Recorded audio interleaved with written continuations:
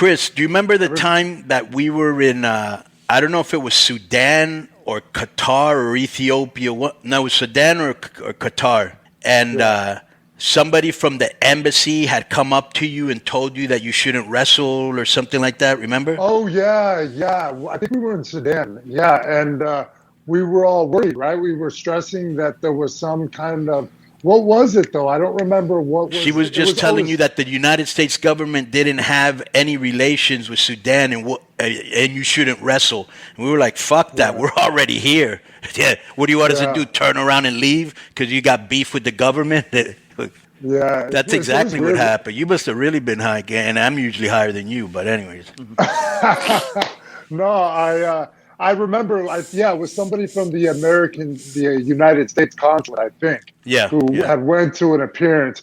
I remember that. I'm just remembering trying to figure out what happened after that and like if we had any kind of debate amongst us. I can't remember that. Yeah, well, you had come back and said, hey, you know that our government doesn't have relations with this government and they're not really doing business and they say that there could be problems and we shouldn't be here. And we were like, fuck that. We're wrestlers, bro. We didn't travel 17 hours to turn around and go back. You know what I'm saying? You know what, though? Let me tell you something. That's a good point they make, though. Yeah. Because what if, like, you're going over a country, there's no relations. Right. It's just some promoters bringing you guys over and everything, right? Who would have protected you guys if the guy didn't want to pay you? Yeah, nobody. Or that happened to me once when I went to Lebanon, and I had gone there with our boy Frankie Kazarian, okay? I think Stevie Ray was on that too. But anyways, so we went there, and the fucking promoter, the first night, he dipped out. He just fucking took the money and left. And we had like a tour of 4 days, so we had to actually go man the box office, sell tickets ourselves, divide the money amongst ourselves, and then when we went to the, Are you serious? Yes. Wow. So who manned the box office? Us and some Lebanese cats, and then we went to the embassy, and they're like, "Where's your contract?" We're like, "We don't have one." They were like, "You're fucked." You know what I'm saying? Yeah. Oh my God. That's unbelievable. You guys went through all that. That was like an organized effort to salvage the whole show. Yeah, right? no, bro. And then a real shoot fight broke out in the dressing room because like the Lebanese don't get along with the Syrians as a shoot. We didn't know that. Oh, Guys came in with machine guns, bro. It was it was the wild. People don't even know, like, when you travel and we do the shows in these places, the international politics, like, you feel it, man. Right. Like, you feel it. Bro, like, you can't even talk to women there. That's mega heat. Yeah. Have you guys wrestled? Like, I've never toured. So I've been in Europe, been in Asia. I've never toured Middle East. Like I've never been to like you see like these like India and stuff, and like I've never been places like that. But I hear stories like when guys go there and like they're cutting promos, and they're like cutting promos on the people, and like the government officials will come to them and like tell them like they want to arrest them. You know, because they don't know it's a work. Yeah, they don't know it's a work. You know, it's like it's really it's real good heat, right, Chris? Real good heat. Like the people get mad over just about anything. You don't really have to work that hard like in the States. You know what I'm saying? No, yeah, I think they buy into it a little more. Like they don't really know, they think they kind of take it as a shoot. It's kind of like, some Southern crowds you'll still get like that too, who kind of buy into it. And it's a lot of fun when they still buy into it like that. You know what I mean? Because it's not as much of, I don't know how to say it, but it's just more, they want to cheer the good guys, boo the bad guys. And, they're the old school redneck rural towns down south are all still like that. They have the good basic the heel baby crowd that just gets in, because the promoter just runs for the same people all the time, and they're running those shows for 30 years and stuff, and the crowd never changes. It's always fun. It's always fun to work in front of crowds like that, Yeah, and they don't chant. The difference is they're not the type of crowd that just chant "This is awesome." Who's looking, and I'm not dogging that crowd either, because it's fun as long as you got a live crowd. That's alive. That's all you want. But, they're more kind of, they just buy into if you're a heel and you come out and you're telling everybody to fuck off or whatever. I don't know. I think you guys curse on here a bit, but, that's enough. They hate you. So it's just, Chris, that part's fun. Do you remember the rock group Loverboy? No. Okay. Should I? Well, this joke will make a lot more sense if you did. You might want to look at one of their album covers, but look at Disco's Loverboy headband. It's very yes. Good. I was gonna say I was gonna make reference to that. I can barely even recognize you with the headband. Yeah, and the glasses now. I'm wearing glasses. Everything. But like, the beak I always try to look like same. I always try to look like a little bit like the Out of Touch guy still. Yeah, you do a good job of that. And like feeds you do a the good gimmick, job of that. Right? Now, Chris, what's up, man? I see you're working with our boy Nick Aldis in NWA. When did you start there? I think it must have been recent because I've been following and I hadn't seen you. And what role are you playing there? Are you doing anything behind the scenes? Because I've seen they've used a lot of the boys behind the scenes. What are you up to? Well, I got contacted. NWA initially reached out, and I got to give props to Nick because he had recommended it. But Dave Lagana had reached out to me before the pandemic. But obviously, then the pandemic happened. Dave Lagana is no longer with the company, so that kind of got put on pause. But now, had you worked with this guy in WWE before, Lagana? Yeah. Okay. But I mean, he was on SmackDown while I was on Raw, so I was very aware of Dave Lagana. I've been around him plenty, had conversations, et cetera, et cetera. But, so then you fast forward to just maybe about 2 months ago, and Pat Kenny, I think that's how you say his last name. Simon Diamond? Yeah, Simon Diamond. Is he working behind the scenes? You guys are in trouble. You guys are in big trouble. Simon Diamond. What's he doing there? Yeah. I think running it pretty much. Really? I mean, wow. Yeah. So, I mean, he had reached out to me, and I don't think I'd had many interactions with him before that, but, Great guy. just asking me if I was interested, and I was definitely interested. I like what NWA is. I like the old school feel, kind of the studio wrestling, and even it's fun kind of sitting here and even talking to you two guys because, I mean, it's not outside of saying that. Even when I watch wrestling today, I'm watching wrestling mainly from you guys' generation. Right. You know what I mean? Because I love what you guys did. I love that era in the business. It's probably because I'm partial to it, because that's when I grew up as a fan, just watching it. So even to this day, when I watch stuff back, I'll watch old stuff. But so I was excited about the opportunity. It's a good platform for me too. I mean, I haven't been on anything that's been on television since Impact Wrestling when. I was up there with you for a while. What was the deal there? They just wanted you to be like Drake's manager. That was it. I had read that somewhere, but I don't know if it was true. Well, I don't know what the ultimate plan was. I was hoping that there would be something we could kind of spin that off to, where Eli could maybe turn babyface and I could remain heel, and then work a program like that. Because you saw how Eli's whole thing was just catching on anyway, so it just made sense that eventually he would probably turn. And so that was kind of like a best case scenario. But in the meantime, I just felt like I was being a cheerleader to him. And nothing against Eli, bro. Let me tell you that he's same awesome. shit, bro. The same shit happened with Homicide when we started LAX, and Tanner and Ortiz were wrestling, and he was just ringside with me, and he was hot as a motherfucker. He was like, "Yeah, I feel like a cheerleader." And I go, "Bro, right now let's just play our role, and we'll bring you in little by little." I assume, but they never really brought him in. You know what I'm saying? So when you can still go, you want to go. You don't want to be out there fucking spending. You know what I'm saying? You only have so many years, right? You're, fuck. Well, a number of things happened. It wasn't even just that. It was the money for me, at least personally, got cut. So, I mean, when you're not happy with what you're doing and you're not happy, the cash and creative, like JR's. If you're not happy with either one of those, there's no point. You know what I mean? Right. You got to be happy with at least one or the other. But the thing is maybe the Eli Drake thing would have turned into something. So I can't even take a shot there because it wasn't explained to me. I hadn't spoken to anybody. That was just my assumption looking at what was happening. I'm like, okay, so maybe this can happen. And, like I said, Eli turned face. So anyway, right now are you working behind the scenes in NWA? I don't know if you did answer that or not. Oh, no.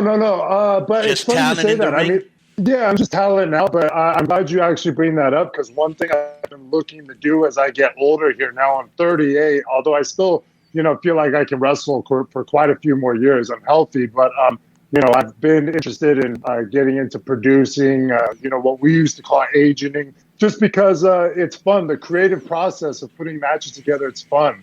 It's fun to bounce ideas off of each other and then have that guy there who can, sometimes, I don't know, for me, half the fun is sometimes is creating. When you got somebody that's easy to create with and kind of things just work and, you know what I mean? Like everything just kind of flows in the match. And so I'm interested in that part, but I'm not doing that in NWA. So far, I'm just talent for NWA. And as far as what I've been doing on the show, I'm flirting, or Strictly Business is flirting with me, but I'm not officially a part of the group because I don't have a jacket. Okay, who's Strictly Business? You need to get in. Like these days, you need to get in a group. That's the thing. Everybody's got to be in a group. Especially in AEW. Right. Just organize a group. They might have an NWA group soon. Who's Strictly Business? Nick Aldis, Bram, and Camila. And is that their name? Right. Yeah, and then so I mean that's the group. I think there might have been. Yeah, you would fit in great there, bro. Well, I mean, Bram is amazing. Thomas Latimer. I mean, he's just. I've been over in the UK with him quite a few times. Yeah, he's got a great look. He's amazing, and Nick has just been. He's got it together, man. Like he's put the whole package together when it comes to promo, working presence, all that stuff. And I think he's really carrying the flag for NWA well. It's a nice little alliance, you know what I mean? And it's worked out pretty good so far. So let me ask you a question, because I remember that I used to watch the show every week. I don't know where I was watching it, but now I think you have to pay to watch it. What's the deal? What's going on with NWA? How do you watch it? It's a subscription service with Fight TV, but it's only like $4.95 for, I believe, the month. Can you get me a link for that, Joe? Nick already gave us a link. Nick took care of you. Yeah, I don't know. I haven't gotten it. He said, but I mean, for wrestling fans, I mean, that's obviously that's a really affordable price, and it's just, as a wrestling fan, I mean, it's another place where you can watch and you can kind of get, I just feel like what we're doing is old school, yes, as far as presentation, but it's almost new school in terms of it hasn't been done in so long. You guys know how this is. I mean, things get kind of recycled. It feels like every 10 years or so. Like it took 10 years for somebody to use the full Nelson again on WWE. Now Bobby Lashley's using it. Right. And there was another good example of this. Sometimes they do it before that. What did he used to call it? The Master Lock, right? Master Lock. Yeah, the Master Lock, not the Hurt Lock. Yeah. Well, Bobby, people ask me about this, and my Twitter blows up, especially initially when he was doing it. But I mean, Bobby was the guy to break the Master Lock, so it really kind of just makes sense. You know what I mean? Like, plus, he's a hell of a guy, and he's paid his dues. Yeah, but I mean, also he's just a physical specimen. So I mean, like it all. Which you can appreciate. That guy looks like a comic book character. So wait, here are the four. So all of the guys that have used the full Nelson and as a finish, and there's been. You had Ken Patera. Yeah, you had, strongest man. Superstar Billy Graham. Hercules was a world champion. You got Chris, and you got Bobby Lashley. So it is a belief. Like it had Warlord too. Right, so there's no reason to think this is a phony finish. Like just because it's old school, it's just because a lot of people haven't done it before. You know, it's five guys, and it's like it's a good legit. Yeah, and like they always say, Chris, what's old is new again, right? If you haven't seen it in a long time, it's new to you. Yeah, that's it. Yeah, that's it. But to go to what you're saying, Disco Man. Yeah, I mean it's legit. I mean, I told this story before, but before I got into wrestling, I used it as like a bouncer at clubs to restrain guys. It's a shoot. Everybody knows it hurts. For a shoot, you have to put it full Nelson. And you can totally control the guy from that position too. Yeah. Yep. So give me some names that we should be looking for in NW, because the roster's kind of changed a lot. I think a little bit since I last saw it. Who should we be looking out for? Because like Eli's now LA Knight, and Eddie Kingston's in AEW, and so you've had a couple people. Ricky Starks is in AEW. Yeah, Ricky Starks. There's still some names that you would know. Like at this last taping I was at, Matt Cross was there. I'm sure you guys remember Matt. Matt Cross has traveled. Yeah, he's traveled. Yeah, Lucha Underground, exactly. Right. But he's wrestled in every country and all over the world. Hell of a dude too.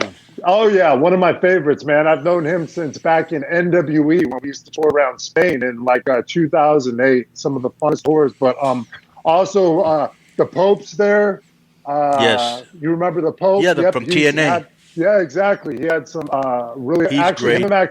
him and Matt Cross had a really awesome match, which I don't think is aired yet, but they had a heck of a match. Aaron Stevens is kind of I don't know what the word is. Reinvented himself. Reinvigorated. Yeah, Yeah. Reinvigorated his career? reinvigorated. Yeah, I reinvigorated Aaron Stevens. Which is nice to see. Is he the guy that used to come out as the karate guy or with the question mark Yes. guy? Yeah, Okay, yeah. Very funny. And in WWE, he was Damian Sandow. He was Sandow, right? yeah. Sandow, but He was like the performance artist character. He was doing like anything. The savior he of could the do nation. He was everything. funny. He was He very could do funny. everything.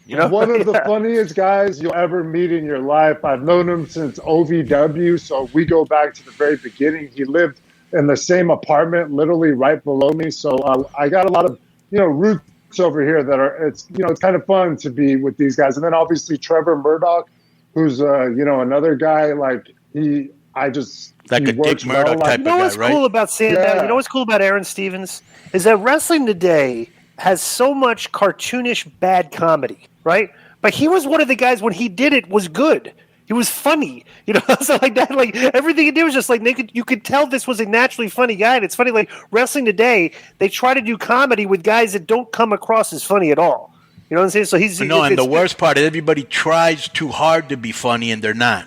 right. But go ahead. You guys been around Damian Sandow, or have you guys not? No, been around? I don't know him. I've had 2 interactions. Oh, God. I ate lunch with them one time when these wrestling conventions, sat with them, but I've And done, the other one was at a bathhouse, but we won't get into Oh, that. That's very disrespectful. That's Oh no, you guys would be. He's just one of the funniest dudes. You know what I mean? Like if you just spend some time around him and watch him interact and the way he carries himself, it's just he's What translates unbelievable. on But, TV is Homicide there? yeah, well, he was a producer actually for one of my matches. Coincidentally, so that's the guy I was thinking about. Yeah. He's awesome too. Well, bro, you he was great, man. He was a great producer for us too, man. Like, just I loved creating with him. It was amazing. Well, let me tell you. I'm trying to. Go ahead. Go ahead. No, you go ahead. Any young cats coming up that we should look out for? Just in the whole wrestling landscape. No, in NWA, or is it mostly old school guys? Give us a guy that the fans haven't seen probably, unless they turn on NWA and like you guys got a guy from the Indies that nobody really knows about, but you say this guy's going to be very talented. Yeah, I'm trying to think on that. I mean, I feel like most of the people on our program are kind of established. Although actually, there is a guy that I worked a tag team match. Oh man, but his name is eluding me at this time. That's tremendous. Nick, you send this guy. Wait a minute, Nick. You send this guy to our show to promote your show, and he can't remember your young talent. All right, he tagged Nick. with. Come on, man. But you're a smoker. You're a smoker like me, so bro, you can forget all you want. We're going to start spinning that you've got CTE, and that's why you couldn't remember the wrestlers on the show and stuff. So. No, I worked a tag team Chris, match, but I can't do you remember the last time I ran into you? I feel like we were either in Vegas or LA. I was trying LA. I've never go to LA hardly. I went to LA and I was with some friends of mine. It was a Monday night, and they go, "Where's there to go to Monday night in LA?" Because I'm not in the scene there, They go, "Let's go to the Rainbow Room." So I go to the Rainbow Room, and right there on the porch. I see you and I walk up. It's like I don't know anybody in LA. I walk up, and you're the first 3 people I see. You and Ryan Shamrock and X-Pac. So we just hung out and everything. I got this cool. I came to a place I actually know people here that I went inside, and Chuck Zito was in there. It was unbelievable. Yeah, so I was like, I can't believe I went out in L.A. The random place, and I see a bunch of people on a Monday night in L.A. Yeah. You know what's funny is you so casually walked up to us that I just felt like it was a regular another day for you. You know what I mean? Like maybe you hang out there quite a bit or something. I walked up, and the other hand they have the porch. So there's a rail. You're walking alongside of the porch before you go to turn into the club. Right. And you guys are at a table right there. You guys were smoking weed. I was going like, is that way they can do this here? I was like, that's hysterical. So I went out, I took a couple hits and everything, and all that. I was like, this is pretty funny. Birthday too. That was Waltman's That's right. It was Pac's birthday. Right. Yeah. So because I remember we were celebrating. Yeah. Chris, Pac took me there too, to the Rainbow Room, and the day I went, Chuck Zito was also there. Yeah. And so was it's like where the boys hang out, I guess, right? In the Rainbow Room, you know. So was you'll like this one, being from LA, Be Real from Cypress Hill. Oh wow, that's awesome! You got to hang out with him, or he was just, yes, and we partook in some cannabis. I need to make sure it was a real thing, so we all smoked out there on the porch. That's awesome, man. Yes. Yeah, speaking of smoking on the porch, legend, I'm looking at a story right now. This is fantastic. What an idea this is. There's some vaccination hesitancy in the United States right now. Some of the people, right? Marijuana. This is a New York Post. Marijuana activists will hand out free joint to vaccinated New Yorkers on 420. It's not a bad idea, right? Get people to get the vaccine. But Chris, so let us know where can people find you one more time, where people can find the NWA and all that. Okay, so for the NWA, it's every Tuesday at 6:05 p.m. on the Fight TV. So you have to get a subscription to Fight, and then to reach me, I'm at Chris Adonis on Twitter, on Instagram at Chris Masters 310. All right, man. We're going to have you on when you have a little bit more time to get a little bit more into your career and all that. And also talk about the time that you went to Mexico over there in Ciudad Juarez. Talking about the time I got hurt? Yeah. Yes. You remember that? Oh, that was terrible. I do remember that. ACL. Yes. ACL. Yes. All right, Chris. It's a pleasure seeing you once again, and I want to thank you for being on Keeping It 100. Boom.